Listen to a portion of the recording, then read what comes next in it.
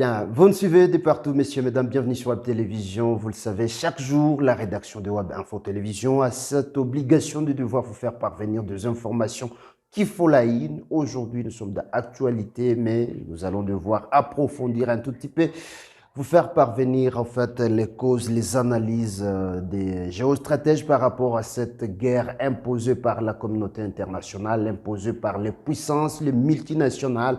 Mais pour ce qui est de la guerre du M23 aujourd'hui, dans les Nord Kivu, le Massissi, le Rutshuru, mais également dans le Nyiragongo, sachez messieurs, mesdames, qu'il y a une accalmie qui s'observe sur les différentes lignes de front. Voilà, sur toutes les lignes de front, en tout cas, de Kibumba jusqu'à Massissi aujourd'hui, ça n'a pas bougé, il n'y a pas de coup de balle, il n'y a pas de guerre aujourd'hui, il n'y a pas eu affrontement, c'est ce qu'il faut retenir en ce qui concerne donc la grande information. Également, il y a des manifestations qui continuent à s'observer sur l'ensemble du territoire national de Kinshasa à Bukavu, dans les Sud Kivu. Des mamans sont en train de manifester pour devoir demander à ce qu'on puisse stopper la guerre, à ce qui est cette implication de la communauté internationale par rapport à cette guerre qui est imposée par Kigali et Kampala, entre guillemets, c'est-à-dire sous anonymat, comme nous vous le disons toujours, vous qui avez l'habitude de suivre Web Info Télévision partout dans le monde. N'oubliez pas demain de liker le plus que possible, de partager le plus que possible, voilà, notre vidéo, tout en vous abonnant à notre chaîne. Si vous êtes nouveau, en activant la cloche de notification pour ne plus rater nos prochaines publications. Aussi, laisse-nous un petit commentaire pour devoir nous encourager à notre travail, à tout ce que nous sommes en train de faire, pour devoir vous produire un travail de qualité. Vous le savez, nous apprenons chaque jour, comme vous autres, vous apprenez également dans votre domaine. C'est ça, au fait, le monde, messieurs, mesdames. Vous le savez, comme je vous l'ai dit, nous sommes jeudi 15 février 2024. Il n'y a pas eu d'affrontement aux alentours de la cité des Saké. Saké qui est toujours contrôlé depuis un temps, depuis d'ailleurs le début des affrontements. Saké est toujours contrôlé par les jeunes résistants patriotes Ouazalendo, aussi les forces armées de la République démocratique du Congo. Voilà ce qu'il faut retenir. Les affrontements d'hier ont repoussé l'ennemi jusqu'à plus ou moins 5 km de la cité des Saké, messieurs, mesdames. En tout cas, des affrontements ont été signalés hier dans la cité des Chacha, mais les rebelles ont été neutralisés. Il y a eu des pertes énormes côté rebelles. En tout cas, nous vous l'avons dit, comme vous suivez toujours Web Info Télévision, l'ennemi a été neutraliser plusieurs éléments. Il y a eu des pertes énormes de la part de l'ennemi. Voilà ce qu'il faut retenir en ce qui concerne donc la situation de ce jeudi 15 février 2024 sur les différentes lignes de front. Cette situation, cette accalmie s'observe également sur le front de Kibumba, messieurs, mesdames. Voilà ce qu'il faut connaître, ce qu'il faut savoir pour ce qui est de la situation de ce jeudi, comme je vous l'ai dit. Madame, Monsieur, bonjour. Je suis Jimmy Choukrani de la VOA. Moi, c'est Fiston, c'est moi, mais de la VOA toujours. Nous sommes en direct de Saké. Aujourd'hui, nous sommes jeudi 15 février 2024. Nous sommes dans la cité de Saké. Madame, Monsieur, la cité toujours est sous contrôle des forces armées de la RDC. Aujourd'hui, jeudi 15 février 2024. Fiston. Justement, nous sommes à plein centre de Saké. Vous allez voir derrière nous, il y a quelques motards à peine. Il n'y a pas une forte circulation. On peut voir juste nos phares d'essai, nos éléments de phares d'essai qui sont en train de contrôler, de veiller sur la sécurité de la population. Même si une bonne partie de la population est en train de se diriger vers Goma, il y a une couche de population qui ne veut pas, n'est-ce pas, quitter Saké. La population tient mordicus à garder la même position. Question d'encourager nos forces armées de la République démocratique du Congo qui sont en train de se battre jour et nuit pour essayer un peu de sécuriser, de mettre de l'ordre ici dans la cité de Saké. Et donc quand nous allons nous éloigner un tout petit peu d'ici, comme c'est une zone opérationnelle, nous allons donc vous revenir pour donner plus de détails. Merci. Et il est 10h45 Fiston, ici dans la cité de Saké. Il est 10h45 dans la cité de Saké, donc nous attendons la suite. Nos FARDC sont partout, en tout cas sur les champs de bataille. Tu peux tourner pour voir derrière nous. Tu peux tourner pour faire tourner la caméra pour que les gens voient derrière nous.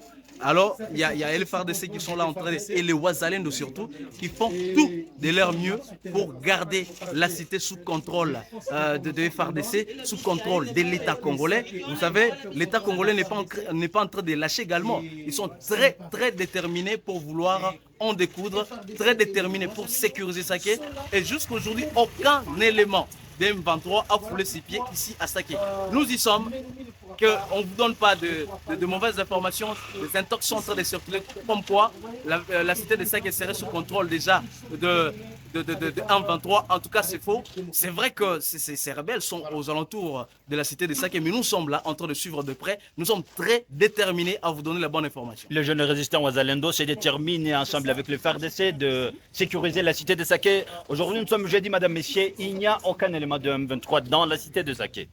Merci. Aussi, sachez qu'il y a eu l'armée ougandaise qui a répondu. Kampala a rétorqué comme quoi, à travers un communiqué paru ce 15 février 2024, et comme quoi, vous le savez, c'est depuis un temps, nos sources signalent la présence de l'armée ougandaise UPDF aux côtés des rebelles du M23. En tout cas, ce sont des informations certifiées, mais comme toujours, diversion, c'est ça.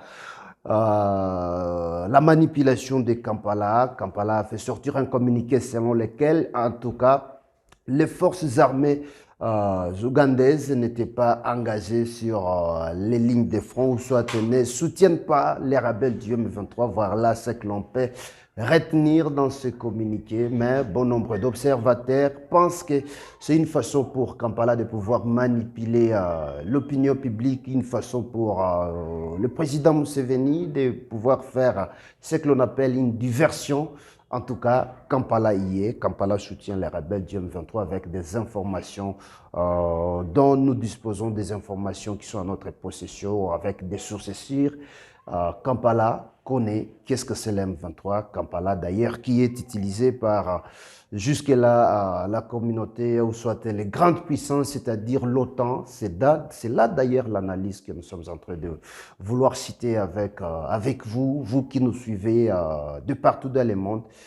Nous allons devoir vous démontrer des astuces, des voies, des analyses qui font comprendre réellement qu'il y a l'OTAN qui est en train de nous faire la guerre à travers le Rwanda et l'Ouganda, d'une part.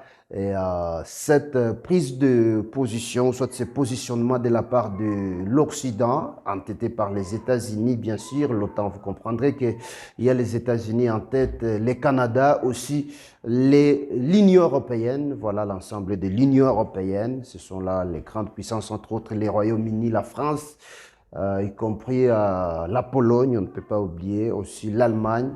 Ce sont là les grandes puissances membres de l'OTAN qui sont en train de nous faire la guerre, car vous savez, après que la Chine ait aidé ou soit ait vendu du matériel militaire aux forces armées de la République démocratique du Congo, en tout cas, ça n'a pas été apprécié par ces grandes puissances, surtout avec l'achat de drones CH4. Vous savez, ce sont des armes, des appareils de fabrication chinoise.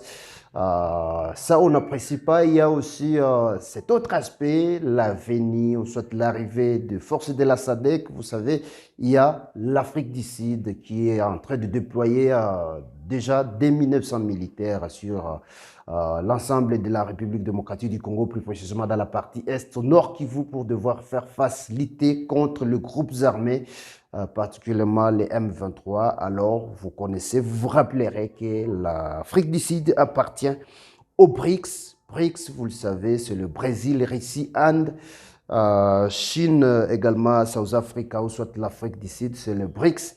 En tout cas, cette prise de position, soit ce positionnement n'est pas bien apprécié par l'OTAN. Voilà un peu, il y a une guerre de procuration qui s'observe actuellement dans l'est de la République démocratique du Congo. Messieurs, mesdames, vous qui nous suivez de partout, voilà ce qu'il faut retenir. En termes d'analyse, qu'est-ce qu'il faut retenir concrètement par rapport à cette guerre du M23? Messieurs, mesdames, vous qui nous suivez de partout dans le monde, vous savez, le Rwanda est en train de nous faire la guerre. Le Rwanda et l'Ouganda nous font la guerre. C'est-à-dire ce sont les deux pays par lesquels ou à travers lesquels les États-Unis, la France, le Royaume-Uni, c'est-à-dire l'OTAN, passent à travers ce pays, c'est-à-dire à travers ces deux pays pour devoir nous faire la guerre.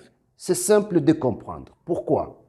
Prenez par exemple, il y a le Rwanda qui Depuis 1994, il y a l'opération turquoise, il y a les génocides au Rwanda. Alors, tous ces réfugiés se sont débarqués dans la partie est de la République démocratique du Congo à travers la bénédiction, soit l'entremise, l'obligation de la communauté internationale. Vous connaissez bien l'histoire, vous devez vous rappeler, c'est quand l'ex-Zaïre, à l'époque, va devoir ouvrir ses frontières à tous ces Rwandais pour devoir traverser et venir s'installer au Congo. Depuis lors, il y a eu des groupes armés avec l'arrivée ou soit les déclins du maréchal Mobutu, les régimes de Mobutu. Il y a l'AFDEL qui est venu, soutenu par Kigali, soutenu par l'Ouganda, c'est comme ça. En tout cas, ce pays qui continue.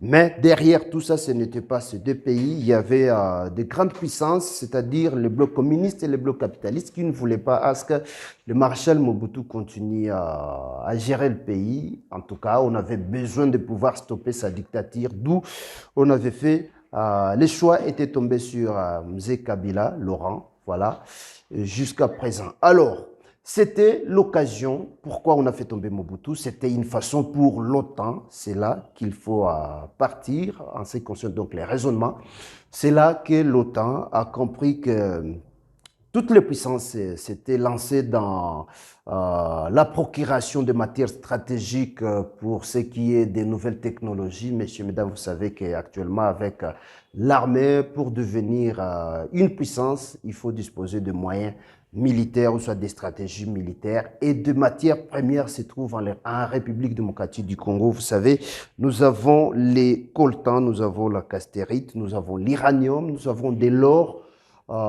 Tous ces minéraux se trouvent dans la partie est de la République démocratique du Congo, c'est-à-dire en commençant par la province orientale, l'ex-province orientale, actuellement l'Ituri, en descendant jusque dans la province de Tanganyika. En tout cas, là, on aura déjà traversé la province du Nord Kivu, la province du Sud Kivu, jusque dans la province du Tanganyika. Vous comprendrez avec nous que c'est simple. Toute cette partie, c'est une partie instable. Pourquoi? Parce qu'il y a de matières stratégiques et que ces grandes puissances en ont tellement besoin. Et c'est dans cette partie dont nous venons de vous citer où on peut trouver facilement des militaires rwandais ou soit des pays qui sont alliés ou soit qui sont amis à ces superpuissances. C'est-à-dire quoi? Il y a des coalitions qui s'affrontent actuellement. Dans la partie Est, dans cette guerre du M23, il y a des coalitions qui sont en train de s'affronter actuellement. Il y a d'une part la République démocratique du Congo, c'est-à-dire ce sont là les armées qui sont pragmatiquement voilà, sur terrain, sur le champ de bataille. Il y a les forces armées de la République démocratique du Congo qui sont soutenues, vous devez le savoir, par le Burundi, la Tanzanie aussi, l'Afrique du Sud, messieurs, mesdames. Alors, pour ce qui est donc de ce pays, il y a cette coalition donc, qui soutient les FARDC, qui soutiennent la République démocratique du Congo. Il y a le Burundi, la République, la Tanzanie, voilà. Aussi, la République sud-africaine, ce sont là les pays qui sont en train de soutenir la République démocratique du Congo. Alors, de l'autre côté, il y a la coalition des États-Unis en tête, parce que les États-Unis sont considérés comme un héros dans l'ombre. C'est comme ça qu'il faut considérer. C'est un arbre qui cache la forêt. Il y a les États-Unis, c'est-à-dire l'OTAN y compris donc les États-Unis. Quand on parle de l'OTAN, c'est-à-dire les États-Unis, le Canada, plus l'ensemble de l'Union européenne. Alors, vous savez, tous ces pays-là, c'est-à-dire, sont actuellement opposés sur le plan géostratégique. Il y a donc les États-Unis qui sont en train de faire la guerre directement à la Chine. La Chine qui appartient aux BRICS, aussi l'Afrique du Sud qui appartient aux BRICS. Les BRICS, c'est là où on trouve l'Inde, la Russie, aussi la Chine, l'Afrique du Sud, aussi le Brésil. Vous voyez?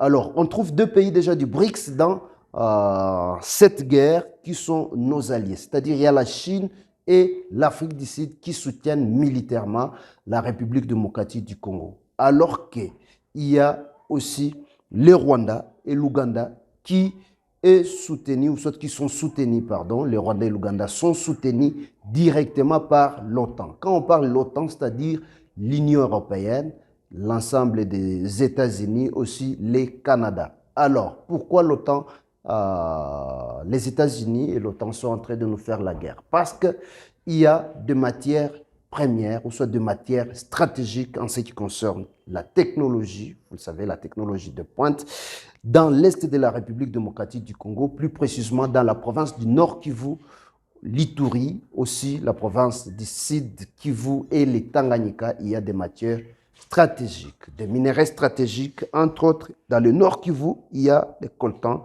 et la cassiterite. Ça, ce sont là les matières premières. Il y a aussi de l'or, on ne peut pas oublier. Ce sont des minerais que l'on trouve dans les Nord Kivu. Alors, vous comprendrez qu'à partir de Rutshuru jusque dans les Massissi, où l'M23 est en train de vouloir se rendre, l'M23 ne jure que devoir s'approvisionner, soit devoir piller des minerais stratégiques pour le compte des États-Unis. Pourquoi?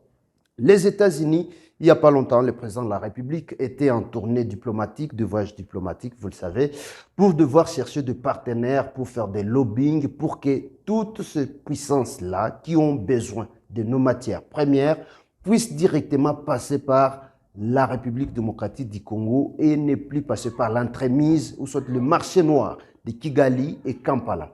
Fort malheureusement, ces puissances ont compris facilement que une fois passé par deux contrats gagnant-gagnant, voyez-vous, de partenariat gagnant-gagnant, vous comprendrez que la République démocratique du Congo est en train d'exiger à ces puissances de pouvoir acheter ou soit signer des contrats respectant le prix du marché. Alors que pour le Rwanda, ce sont des minerais que ces puissances sont en train de piller depuis maintenant 3 décennies sans inquiétude. Et ce minerai passe par le Rwanda calmement et arrive à destination. Le Rwanda constitue les marchés noirs et c'est à travers de multinationales, ces puissances passent par des multinationales pour devoir financer des groupes armés pour qu'il y ait des guerres interminables, pour qu'il y ait des conflits. Et vous comprendrez, vous allez devoir constater, conclure que des groupes armés continuent à exploiter illégalement des minerais au profit de ces multinationales, ou soit au profit de ces superpuissances, ou soit au profit de l'OTAN. C'est ce qu'il faut retenir. Et ces minerais passent calmement par les Rwandais. Alors, depuis l'avènement au présidium de Félix Antoine Tshisekedi, vous le savez, il a eu à mettre ce qu'on appelle un blocus. Le blocus pour devoir intercepter tous ces minerais, tous ces marchés noirs. Ça ne passe plus par Kigali, ça ne passe plus par Kampala, mais ces minerais doivent être vendus au niveau soit de Bukavu ou soit sur les sols congolais. Alors tout cela, ça a été mal vu par les grandes puissances qui, vous comprendrez, ou soit vous allez vous rendre compte que lorsqu'on vous arrache quelque chose que vous étiez en train de bénéficier gratuitement, c'est que vous considérez que c'est une légitimité pour vous, voilà, légale pour vous, alors que vous êtes en train de voler et que le propriétaire maintenant se présente pour maintenant revendiquer ce qui lui revient comme droit,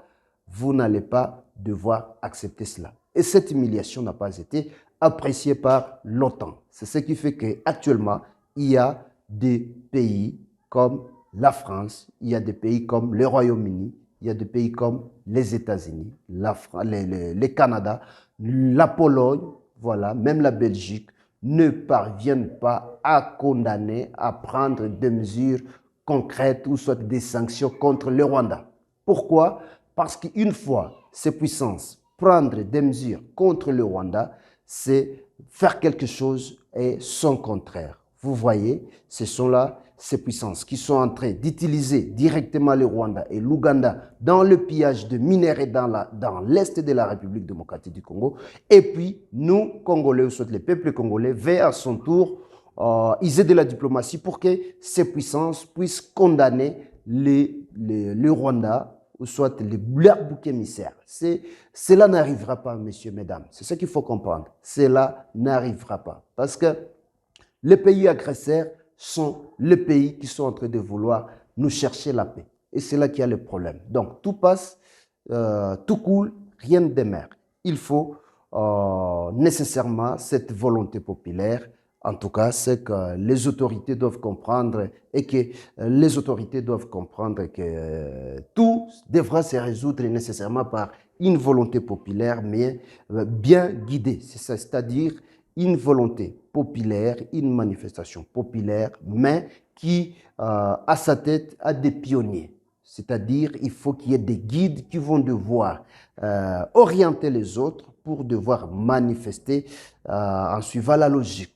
La logique, c'est-à-dire quoi? La masse n'a pas d'âme, mais il y a toujours des penseurs qui se mettent quelque part dans un coin en train de réfléchir pour devoir mener ou soit guider les autres. Comment est-ce qu'on va devoir manifester? Vous l'avez constaté. C'est ce qui fait que d'ailleurs, au Conseil de sécurité des Nations Unies, il y a des rapports qui démontrent noir sur blanc, des rapports qui ont été élaborés après enquête par les Nations Unies, le Conseil de sécurité des Nations Unies. Mais en termes de décision, en termes de sanctions, quelles sont les mesures, quelles sont les sanctions concrètes que l'on est en train de prendre vis-à-vis de ces pays agresseurs? Il n'y en a pas parce que le Conseil de sécurité des Nations Unies, il y a 5 pays qui disposent le droit de veto, entre autres la France, la Russie, la Chine, le Royaume-Uni et les États-Unis. Alors, parmi ces 5 pays, il y a 3 pays qui soutiennent, qui appartiennent à l'OTAN. Il y a la France, le Royaume-Uni, aussi les États-Unis. Alors, vous comprendrez que ces 3 pays ne peuvent jamais aller à l'encontre de leur volonté ou soit à l'encontre de leur industries pour ce qui est cette course dans l'armement, voilà, cette course aux armements, c'est-à-dire, vous le savez, il y a une course en ce qui concerne donc les matières stratégiques dont nous disposons, la RDC dispose.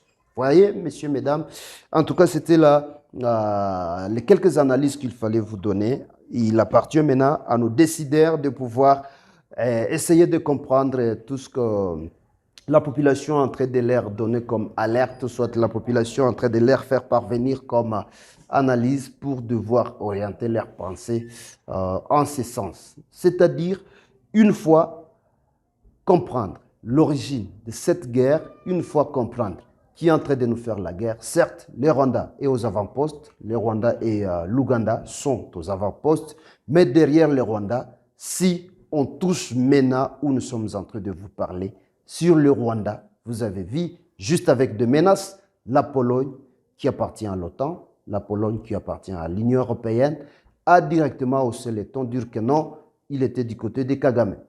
Voyez-vous, on ne comprend pas des grandes questions qui se posent si réellement les États-Unis sont nos partenaires.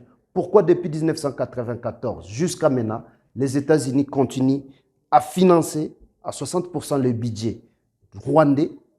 Pourquoi jusqu'à nos jours, les États-Unis continuent à financer ou soit continuent à équiper l'armée rwandaise sur tous les plans, c'est-à-dire les États-Unis, le Royaume-Uni, avec les raccords sur la migration. Voilà, les raccords sur la migration. Vous savez, il y a un accord qui est en cours entre Rishi Sunak, c'est-à-dire le Premier ministre britannique, comme quoi le Royaume-Uni doit devoir renvoyer tous les migrants clandestins, ou soit les candidats, les migrants qui veulent l'asile au Royaume-Uni. Tous ces migrants doivent être rapatriés au Rwanda pour que... Donc le Rwanda sera le pays d'asile, vous le savez, ça a créé beaucoup de controverses au sein de la classe politique au niveau du Royaume-Uni, mais jusque-là, en tout cas, il y a beaucoup de contraintes de la part du Rwanda.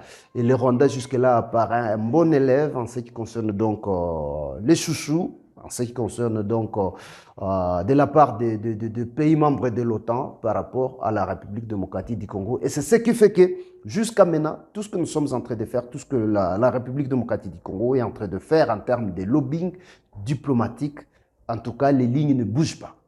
Il y a ces statu quo parce que les pays agresseurs sont les mêmes pays décideurs. Vous voyez, il y a cette guerre géostratégique entre la Russie, les pays des BRICS, voilà, les pays des BRICS, c'est-à-dire la Chine et l'Afrique du Sud, qui sont combattus actuellement par les pays membres de l'OTAN. L'Afrique du Sud appartient aux BRICS, aussi la Chine qui est notre partenaire en termes d'armement, vous le savez, aussi l'Afrique du Sud qui est notre partenaire en termes d'armement. Alors, tous ces alliés ne sont pas les bienvenus pour l'OTAN qui ces pays, ou soit ces industries, ont beaucoup plus besoin des minerais stratégiques, ou soit des matières stratégiques pour devoir se développer en termes d'armement. Pour ce qui est donc de l'Union européenne, les États-Unis et le Canada, pour ce qui est donc de cette guerre que l'on continue à nous faire dans la partie est de la République démocratique du Congo, plus particulièrement cette guerre de la rébellion du M23, aussi cette guerre de rebelles de ADF, aussi la guerre qui s'observe actuellement dans la province de l'Ituri. Vous savez, l'Ituri regorge beaucoup de l'or. Voilà, dans la partie de Mongwalu, il y a beaucoup de l'or et c'est ce qui fait qu'il y ait des violences pour éviter que deux parties ou soit des zones pareilles ne soient pas viables. Et lorsqu'on chasse déjà la population, vous savez, dans Béni, voilà, dans les territoires de Béni, il y a le bois, il y a le cacao. Et lorsque les rebelles veulent, ou soit les superpuissances veulent exploiter illégalement ce genre de ressources, on commence par semer ce qu'on appelle un climat de terreur pour chasser la population. Et lorsqu'on chasse la population, on peut maintenant piller, on peut faire tout ce que l'on veut parce que là, on suppose que on n'est plus surveillé. On n'est plus surveillé. Voilà un peu ce qu'il faut retenir donc en ce qui concerne les contours de cette guerre par rapport aux différentes manifestations qui sont en train d'être faites devant les ambassades européennes, devant la MONUSCO, en République démocratique du Congo, des mamans, des jeunes de la population congolaise qui exigent à ce qu'il y ait plus cette passivité de la communauté internationale vis-à-vis des plus ou moins déjà 15 millions de morts. Voilà, vous savez, depuis après la Deuxième Guerre mondiale, on suppose, selon des chiffres, c'est-à-dire selon les statistiques, la crise dans la partie est de la République démocratique du Congo est la première en termes donc de morts, parce que nous envisageons déjà les 15 millions de morts depuis les années 94 jusqu'à nos jours. Et si on pouvait bien recenser les corps, soit les morts, on pouvait aller au-delà, messieurs, mesdames. Donc, si vous venez à peine de nous rejoindre, soit si vous venez à peine de nous prendre, sachez, messieurs, mesdames, que pour ce qui est de l'évolution sur les différentes lignes de front, aujourd'hui, jeudi 15 février 2024, il y a une accalmie sur toutes les lignes de front. Il est déjà 16h44 minutes où nous sommes en train de vous faire parvenir ces informations depuis le matin jusqu'à maintenant. En tout cas, il y a une accalmie en quittant les alentours, Saké aussi et ses alentours, et toujours, toujours contrôle des forces armées de la République démocratique du Congo soutenues par les jeunes résistants patriotes Ouazalendo. Il y a aussi cette même situation s'observe dans le territoire de Nyiragongo, dans la cité de Kibumba. En tout cas, il y a une accalmie, il n'y a pas des affrontements. Même chose dans les Rutshuru. Voilà ce qu'on avait à partager avec vous. On venait de vous dire aussi comme quoi il n'y a pas moyen de pouvoir faire confiance à cette communauté internationale car c'est l'OTAN qui est en train de nous faire la guerre. Ce sont les pays membres de l'OTAN qui continuent à nous faire la guerre dans la partie est de la République démocratique du Congo en passant par l'entremise du Rwanda et de l'Ouganda. Il y a l'Ouganda qui est accusé, qui est présente, c'est-à-dire les forces ougandaises, soit les UPDF sont présentes dans les Rutshuru, c'est depuis un temps même jusqu'à Kichanga que nous sommes en train de vous faire parvenir ce genre d'informations vérifiées. Mais aujourd'hui, parce que c'était une information qui a fait bouger les lignes, l'Ouganda a fait sortir un communiqué comme quoi, en tout cas, c'est ce communiqué qui est paru d'ailleurs aujourd'hui, jeudi 15 février 2024, comme quoi, en tout cas, l'Ouganda n'est pas en train de soutenir les rebelles du M23 dans cette guerre qu'il est en train de faire.